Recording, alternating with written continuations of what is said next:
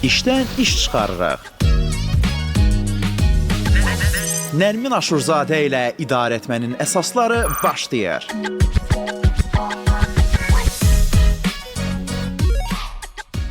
Salam, hər vaxtınız xeyir olsun. Bugün biz Z nəsli kreativ karyerada rolu nədən ibarətdir və hansı istiqamətləri seçir, daha çox bu haqda danışacağıq. Həm söhbətimizdə Şamans Reklam Agentliyinin təsisçisi və direktoru Orxan Cüvarlı olacaq.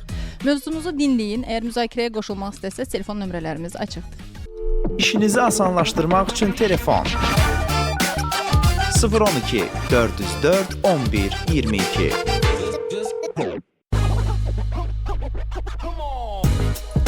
Orxan, xoş gəlmişsiniz. Necəsiz? Xoş gördük, çox sağ olun. Təşəkkür edirəm dəvətiniz üçün. Komandanızda Z nəslindən olan nümayəndələr çoxdur, yoxsa azdır? Var, kifayət qədər var. Məsələn, onlarda hansı fərqliliklər hiss edirsiniz bir öncəki nəsildən? İdarə etmək çətindirmi, yoxsa daha rahatdır əksinə? 50-50.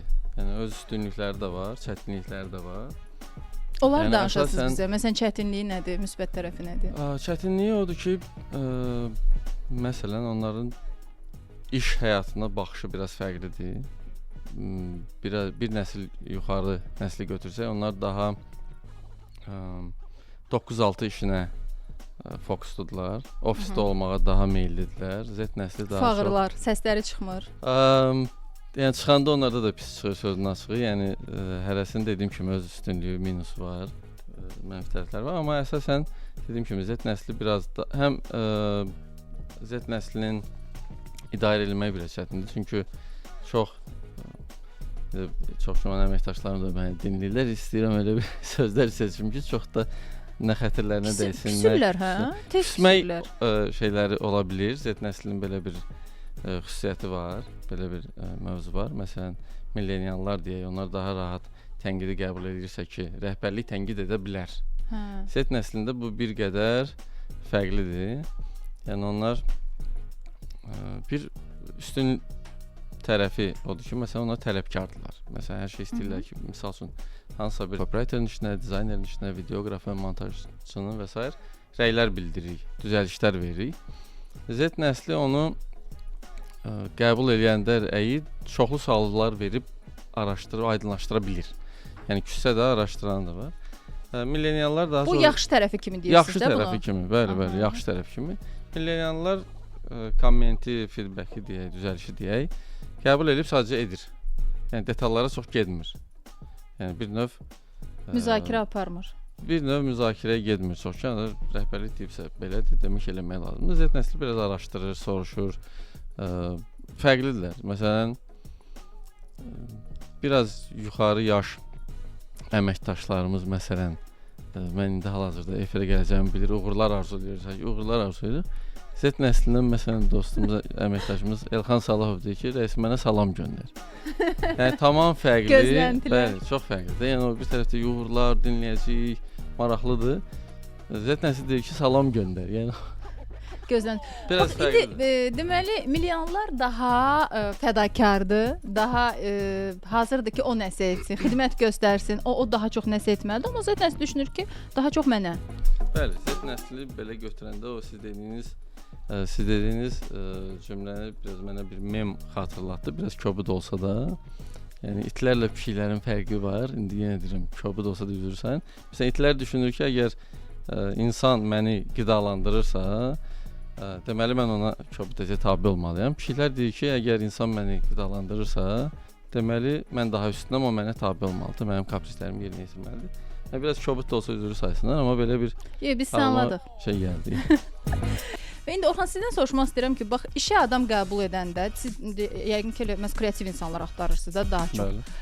Nədən başa düşürsünüz? Onları necə test eləyirsiniz? Necə anlamaq olar ki, bu insan yaradıcıdır ya yox?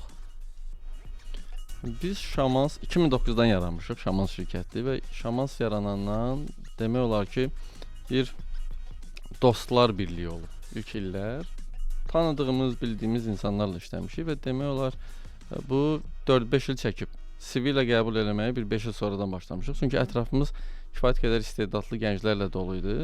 Dizaynerlər də, copywriterlər də ətrafımızda çox olduğu üçün biz əsasən elə onları təklif edib dəvət edirdik. Sonra iş həcmi böyüdükcə biz artıq başa düşdük ki, biraz dost çevrəmiz də azaldı. CV ilə qəbul eləmək prosesi başlayanda İş artdıqca çevrə azaldı. İş Düz başa artdı, belə deyək, çevrə müəyyən səbəblərdən olur ki, kimsə indi işləyə bilir bizlə, kimlə işləmək istəmir, kimisə nəsə qane eləmir və s. Artıq biz məcbur çıxmalıyıq geniş bazara, dost çevrəsindən.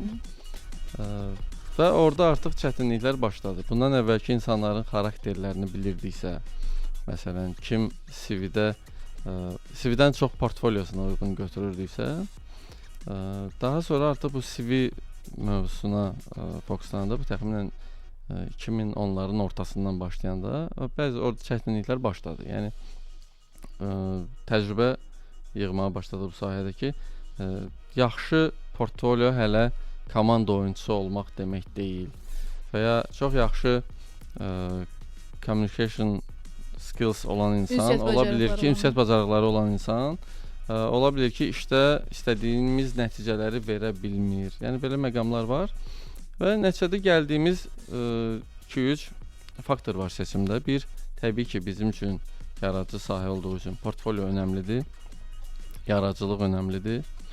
Amma bu hər şey demək deyil. Yəni bizim olub ki, yaradıcılığına güvənib də yanıldığımız əməkdaşlar oldu, yaşadıq belə hisslərdə. İndi əsas fikir veririk ki, məsələn, insan nə qədər komanda oyunçusudur, nə qədər yaxşı nəticəyə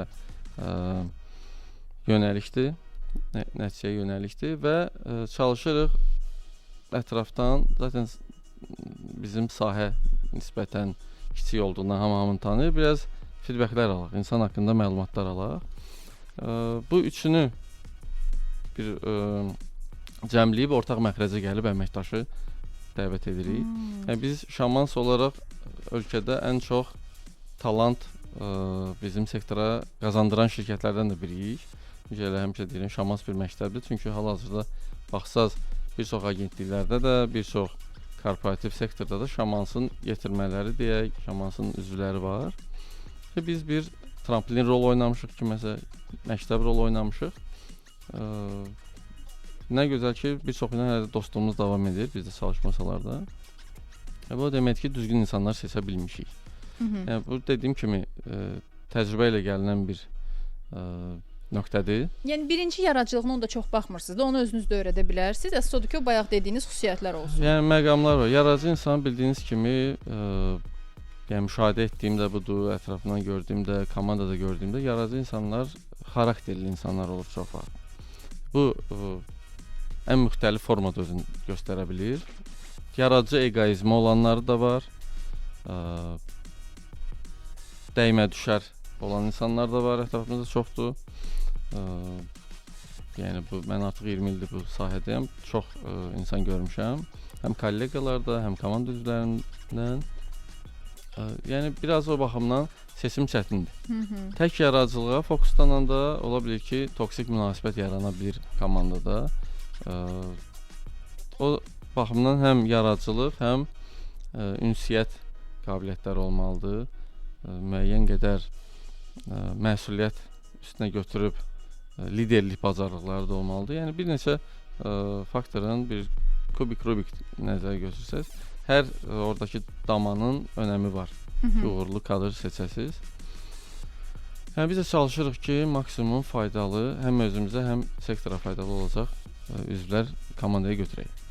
Bax, bu bütün dediyiniz xüsusiyyətlər razıyam ki, çox vacibdir. Hətta başqa sahələrdən gəlib danışanda da məhz vurğulayırlar ki, bunlar indi əmək bazarında ən tələb olunan bacarıqlardır və s.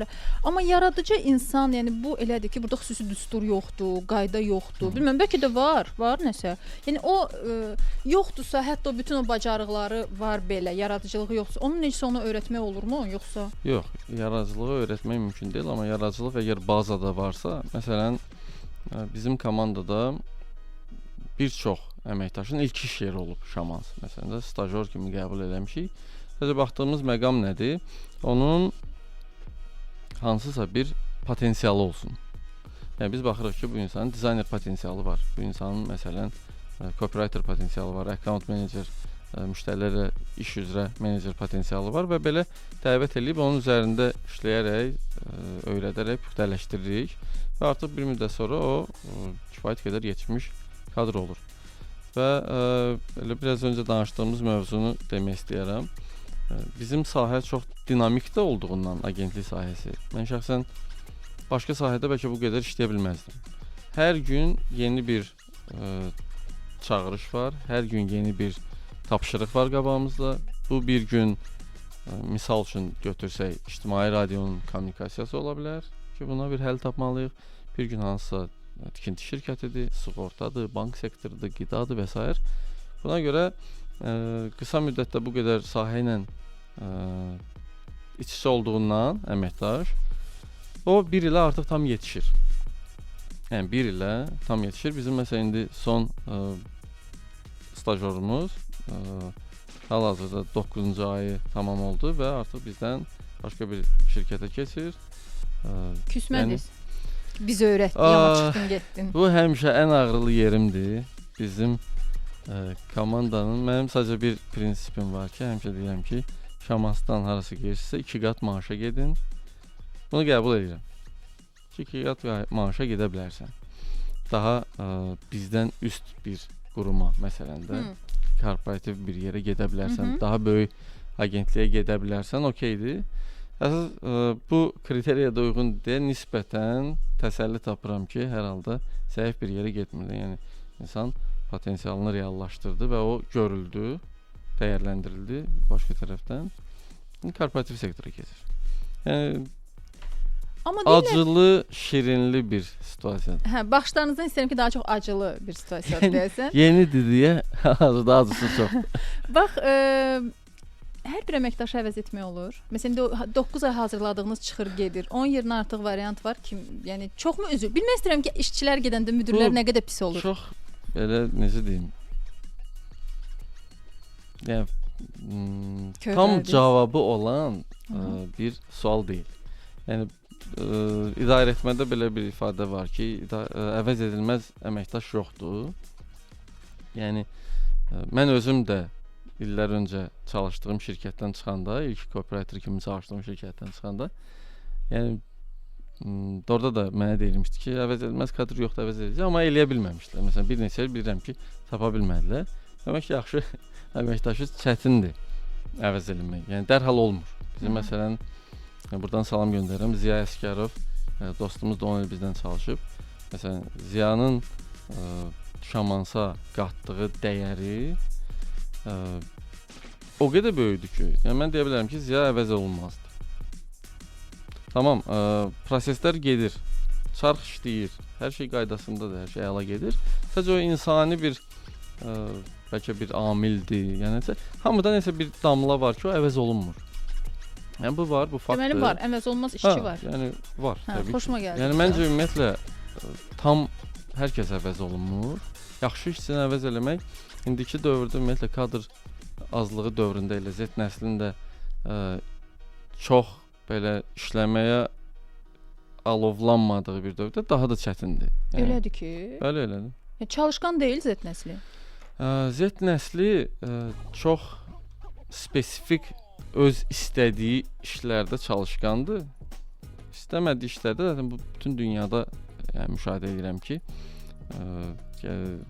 bütün dünyada bu Avropasında da, Amerikasında da, Azərbaycanında da, Yaponiyasında da çox şuma Z nəsli bir hansısa bir nöqtəyə kimi çalışmağın tərəfdarıdır. Özünü həsr eləməyi görmürəm. Mən görmürəm şəxsən. Yəni bütün bu car sharinglər, home sharinglər və s. də bir növ elə Z nəslinin bu small luxury ifadəsi var hal-hazırda. Bunlar hamısı o Z nəslindən gəlir ki, biraz bahalı kofe içim. Amma özümü təmin edeyim ki, mən istədiyim hansısa bir zövqü alıram həyatdan. Bax, indi rəhbər kimi yox da, bir insan kimi məsələyə baxanda sizin fikrinizcə bu doğrudurmu, yoxsa yəni onlar həyatda daha çox hansı işdə xoşbəxt, özün harda görür onu işləyir.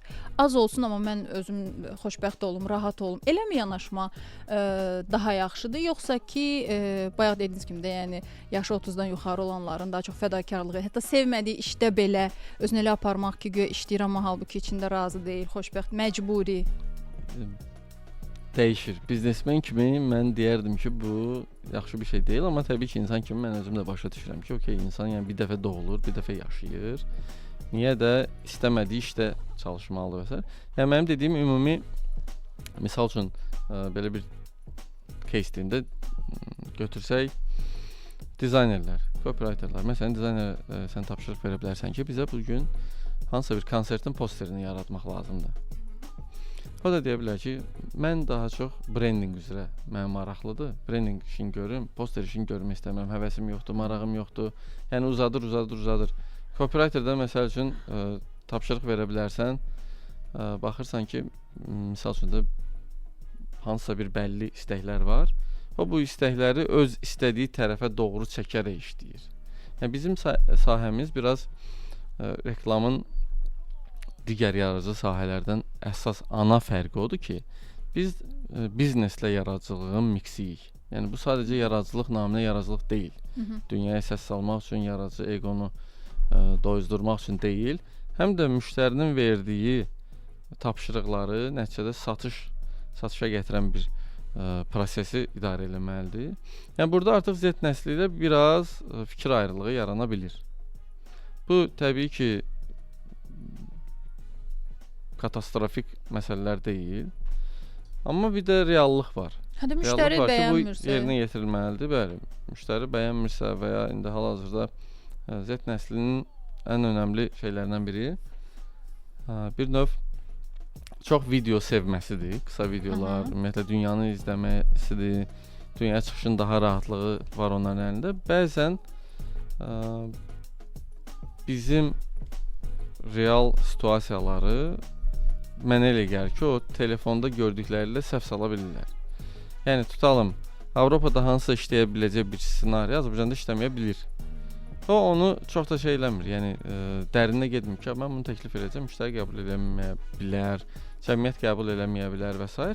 O təklif edir ki, niyə də İtalyanlar eləyirsə, Almanlar eləyirsə, Finlandlar eləyirsə, Amerikalılar eləyirsə, məsələn bizdə niyə olmasın? Amma reallıq da var ki, bu müxtəlif səbəblərdən olmaya bilər. O israrla ola bilər ki, 1 saat sizə izah edir ki, yox, bu edilməlidir, mən buna inanıram və s. və ilaxır. Bu da o motivational videoların çoxluğundan bəlkə də gəlir ki, hamıya bir dəqiqə bir qaz vermə dünyasıdır ki, bacaracaqsan, bunu elə, nə bilim, inandır. Ofisdə oturub 1 ay işləyib, maaş alıb, nə eləyəcəyinə, Balidə otur, nə bilim, sahildə balıq sat və s. və ilaxır. İndi buna gedənlər də var ki, artıq son 1 il ərzində görürəm ki, bu gedənlərin çoxu artıq qayıdır. Yəni Azərbaycana. Yəni balıqla bir yerə kimi. Yəni arada bir steak də yemək. Amma niyə də yox? Yəni niyə də yoxlanmayasan? Niyə də? Yəni əslində hamımız da ürəyinin dərinliyində bəlkə istəyir ki, elə rahat yaşasın da. Kimsə buna cəsarətini toplayıb edə bilirsə, indi o insanlara qarşı biz niyə ironiya ilə yanaşırıq? Mən ironiya ilə yanaşmıram. Mən tələsməklərinə biraz deyirəm ki, tələsmək lazım deyil. Z nəslinin hal-hazırda neçə yaşı var? Yəni biraz da gözləyib, biraz gözləyib daha təməlli gedilə bilər. Mən demirəm ki, getməsin, eləməsin. Hər kəs öz potensialını reallaşdırmalıdır, arzusunu yaşamalıdır. Yəni mənim dediyim o ironiya məsələsi o tərəfə doğru deyil. Sadəcə onu bir sağlam düşüncəli eləmək lazımdır ki, sonra gedib acı reallığa dəyib geri qayıdılmasın. Yəni planlı gedilsin, daha uzun müddət yaşansın. Mən demirəm ki, eləməsinlər. Əksinə, mən deyirəm edilsin.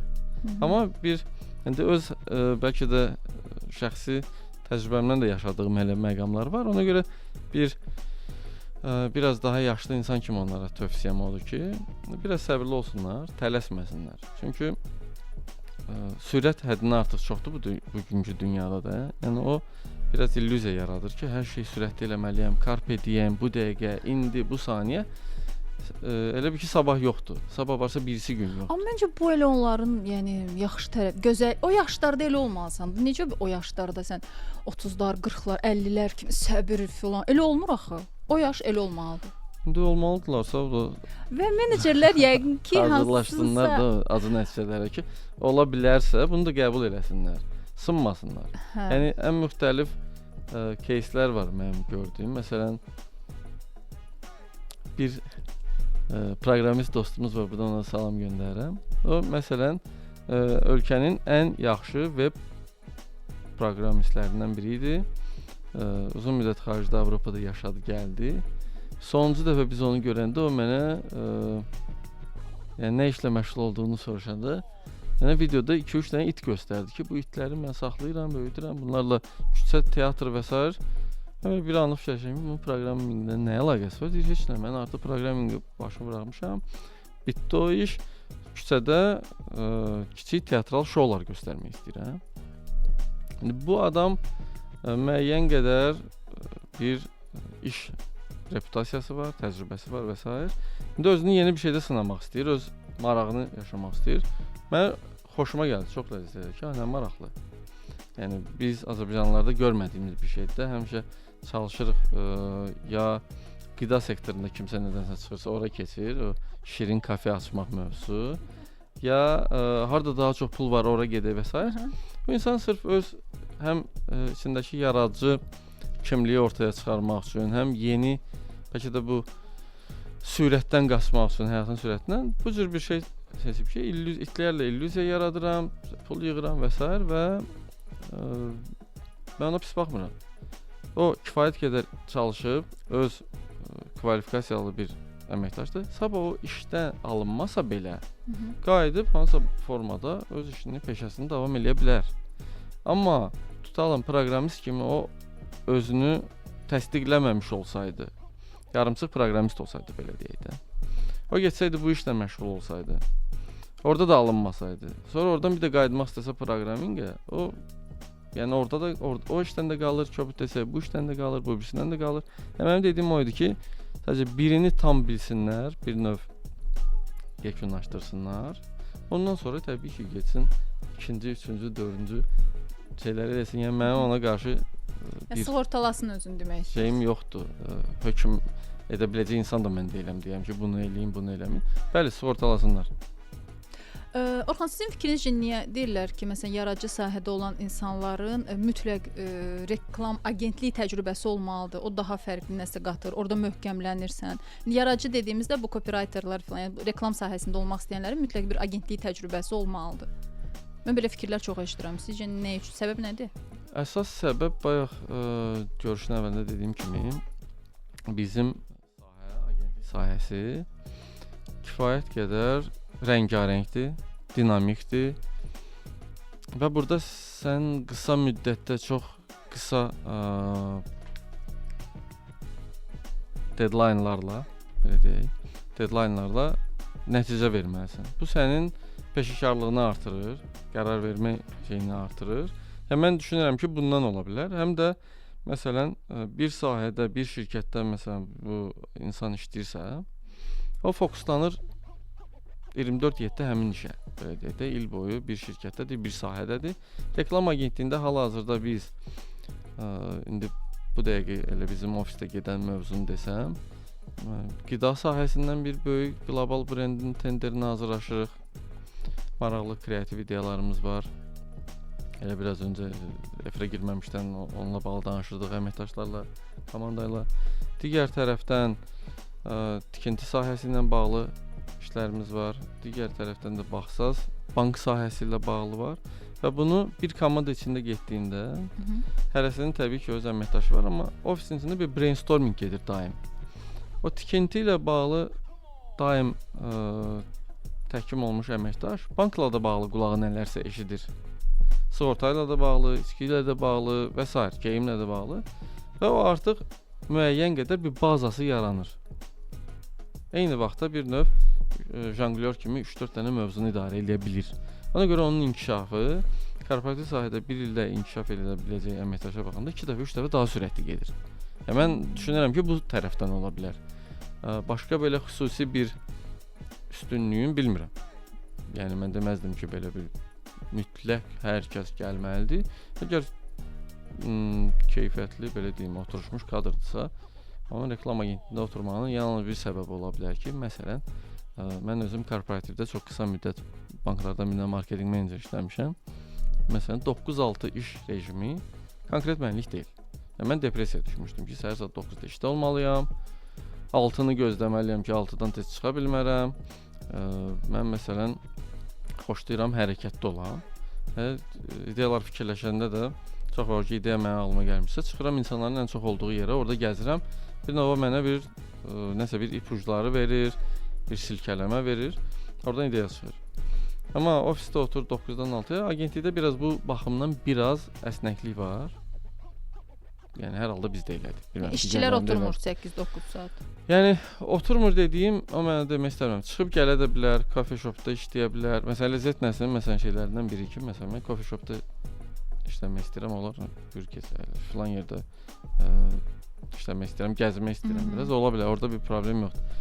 Biznesə mane olmamaq şərtilə. Mən indi deyirəm, siz də baxırsınız, oradan görürəm ki, yəni sanki məndə də özümdə də bir ikili şey var. Bir yaradıcı tərəfimlə biznes tərəfim toqquşmada daim. Həm istəyirəm komanda tam rahat olsun. Bir tərəfdən də baxıram ki, ayın axırı nəticələr verilməlidir. Ona görə o ikisinin miksi biraz bəzən olur ki, ağırlı olur. Yaradıcı komanda üçün necə bir mühit sizcə yaratmalı? İndi bax deyirsiniz ki, ofisdə oturmağı vacib deyil, yaxşı, amma ofisdə oturmalı olduğu anlar da olur da yəqin ki. Bunun üçün adi ofis otağı yəni ola bilər, yoxsa mühitin də nəsə bir təsiri olur? Yəqin ki, təsir olur. Nə qədər müasir mi, əyləncəli mi desəm daha yaxşı olar. Amma o mən düşünmürəm ki, %100 hər şeyin çarəsidir də o mühit. Yəni bizim iş beyində çox vaxt baş verən o qasırğalar, brainstorminglərdən gedir deyə. Bilmirəm, hər halda bəlkə də elə burada mənim o millenial tərəfim üzə çıxır Z nəslindən fərqim.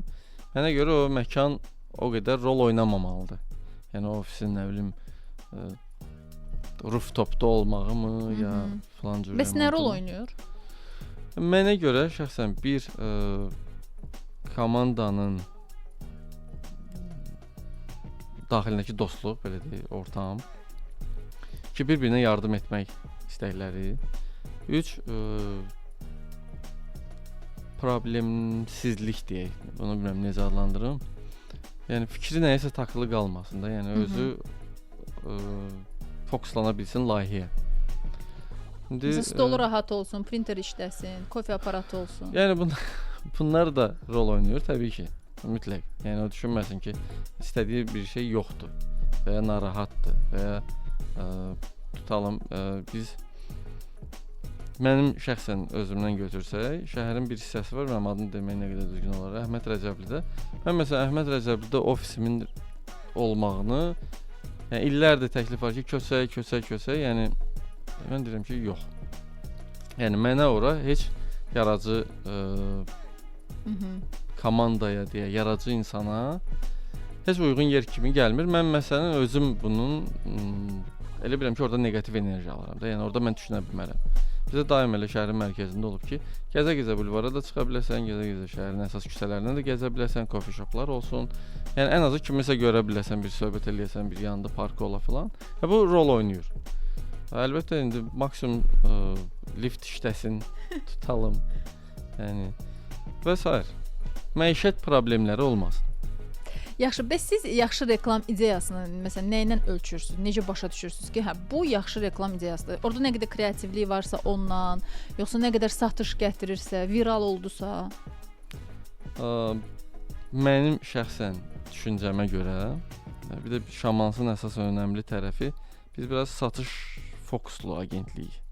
Yəni sadəcə görüntü naminə nəsə eləməyin tərəfdarı deyiləm. Şəxsən mənim fəlsəfəm budur ki, müştəri bizə ödədiyi pulun qarşılığını almalıdır. Bunu satışlar göstərir. İndi təbii ki, tapşırıq ola bilər ki, virallıq üzərindən gələcək tanıtım və sonrası əlbəttə o da satışa keçir. O hard sales dediyim deyilən tərəfə biz fokusluyuq ki, satışlar olsun. Müştəri öz biznesini inkişaf elətdirsin və inkişafı da ona gətirir ki, bizim iş həcmimiz də arta bilir, ölkənin iqtisadiyyatı da daha çox pul qazana bilir. Məsələn, bizim müştərilərdən biri bizim sektor elədi ki, nə ad çəksəm reklamda deyə bilmirəm, çəkmək olurmu ya yox. Böyük şirkətlərdən birini artıq 8-ci ildir davamlı işləyirik. Bu bir brend üzərindən başlamışdı. Brend kifayət qədər uğurlu oldu, böyüdü. Bu 10 ilin brendi də artıq 8 ildir bizlə işləyir, böyüdü və bunun yanına başqa brendlər, başqa kateqoriyalar, başqa işlər çıxdı. Və həmin brend hal-hazırda bəlkə minlərlə insana, həmin şirkət minlərlə insana iş yeri verir və həmin brend də o insanların maaşını ödənməyinə əsas lokomotivlərdən biridir. Və burada bizim də payımız var. Var. Bu məni sevindir. Və biz sadəcə orada gözəl virallıq üçün kreativ nələrsə vermiş olsaydıq, mən inandırım sizə ki, elə bir ilin axırında bizlə kontrakt dayandırılacaqdı ki, biz istədiyimiz nəticələri almadıq. Yəni bu baxımdan düşünürəm ki, satış Daha geniş düşünürsünüz də siz. Bəli. Yəni daha geniş düşünmək də lazımdır. Yəni mənim fəlsəfəm budur. Yəni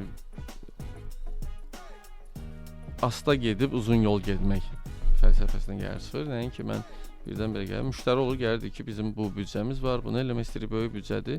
Mən deyirəm ki, mənə elə gəlir ki, bu qədər büdcə xərcləməyə ehtiyac yoxdur. Gəlin bunu eləyək.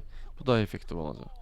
O da artıq görəndə ki, mən onun büdcəsinə onun özü kimi ehtiyatla yanaşıram. O da başa düşür ki, biz məqsədimiz o deyil də, bunun büdcəsini xərcləyək, göstərək ki, Şamans bu işi gördü.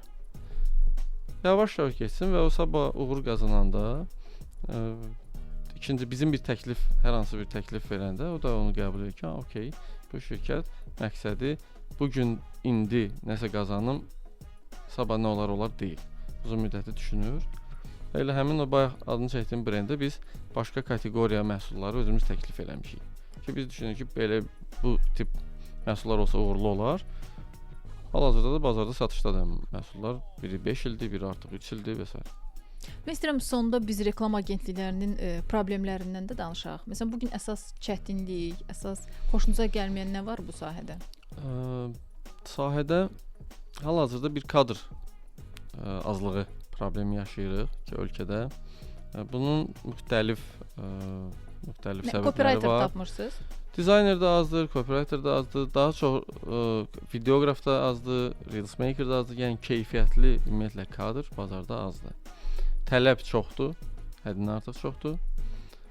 Bu baxımdan yəni biraz çətinlik orada var. İkinci çətinlik biraz mən çox istərdim ki, rəqabət daha çox olsun ölkədə ümumiyyətlə, iqtisadi brendlər tərəfdə də, agentliklər tərəfdə də yaxşı işlər ortaya qoya bilək. Hal-hazırda dünyanın ümumiyyətlə getdiyi tərəf iş budur ki, sosial media sanki sosial media alqoritmləri kreativi sanki ikinci plana atıb. Yəni məqsəd bu dəqiqə daha çox nəsə çəkməkdir, nəsə qoymaqdır və s. Nəinki az və keyfiyyətli iş görməkdir. Bu bizim də daim müştərilərlə danışdığımız mövzulardan biridir ki, yorucudur bu, tükəticidir. Yəni daim otur bir il ərzində düşünün ki, bir brendə misal üçün 15-20 material yaranmalıdır. Və bu artıq bir müddət sonra tükənmə hissi gətirir. Artıq istehsalata keçir də. Yəni bir növ artıq ona keçir və bu bütün dünyada mən danışıram, müxtəlif ölkələrdən, müxtəlif agentliklərlə də münasibətimiz var. Və bu yaxında Amerikadaydım, orada da görüşüm oldu. Eyni şeydən onlar da şeylər ki, artıq yəni bu bir növ fabrik kimi başlanılıb və kreativi bu öldürür. Çünki siz 10 işdən 5-ini yüksək keyfiyyətli yerinə də 5-i də zəif alına bilir. Yəni onların da dediyi budur ki, sosial medianın alqoritmi biraz bu işləri qarışdırıb. Bu da bir prosesdir. Yəqin ki, bunu da öyrənib, bunun öhdəsindən gələcəyik. Bir yandan da məsələn süni intellekt o mövzuya istəyirdim toxunam. Süni intellekt var və süni intellekt də bizdə də indi hal-hazırda dəb olub o videoları yaratmaq. Yəni sanki hamı nəsə yaratmaq istəyir, amma nəyi yaradır? Onun üzərinə çox fokuslanmırlar. Sadəcə nəsə eləyim. Nəsə eləyim məsələn, brendlər də bu yarışa girib ki, nəsə eləyək. Yəni məncə amma nəsə eləyəkdən daha çox keyfiyyətli bir iş ortaya qoyağı düşünsələr, maraqlı işlər ortaya çıxar. Orxan, çox sağ olun gəldiyinizə görə. Çox xoş oldu sizinlə həmsöhbət olmaq. Mən sonda istəyirəm bir daha xatırladım ki, biz bugün həm Z nəslinin kreativ karyerada rolu nədən ibarət bu haqda danışırıq, həm də reklam bazarının hazırki vəziyyəti, reklam agentliklərinin gözündə necədir bu haqda müzakirəmiz oldu. Həmsöhbətim isə Şamans Reklam Agentliyinin təsisçisi və direktoru Orxan Civarlı idi.